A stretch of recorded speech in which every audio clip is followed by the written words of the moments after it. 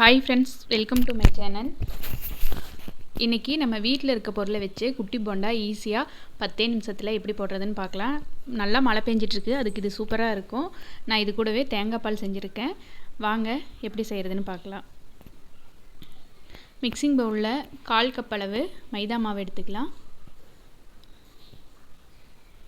1/2 cup அளவு கடலை மாவு, 3/4 கப் அளவு நம்ம இட்லி தோசை மாவு இருக்கும் பார்த்திங்களா, அது நல்லா கெட்டியாக இருக்கிற மாவாக பார்த்து 3/4 கப் அளவு எடுத்துக்கோங்க.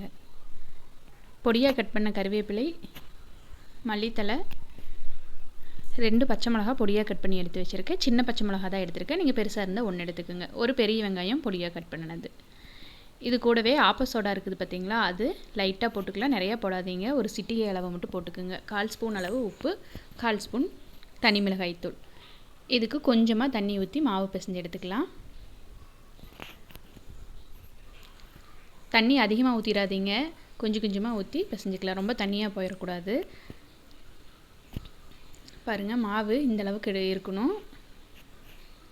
இப்போ எண்ணெய் நல்லா காஞ்சிருச்சு, நம்ம போண்டா போட்டு எடுத்துக்கலாம். குட்டி குட்டியாக போட்டுக்குங்க. இப்போ ஒரு சைடு வெந்ததும் இன்னொரு சைடு திருப்பி விட்டுக்கலாம். பாருங்கள், ஒரு சைடு வெந்துருச்சு.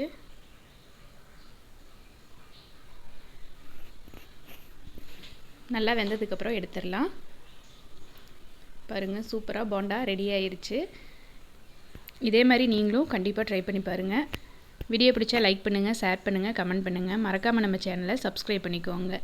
நல்லா சாஃப்டான போண்டா வீட்டிலையே 10 நிமிஷத்தில் ரெடி பண்ணிட்டோம்.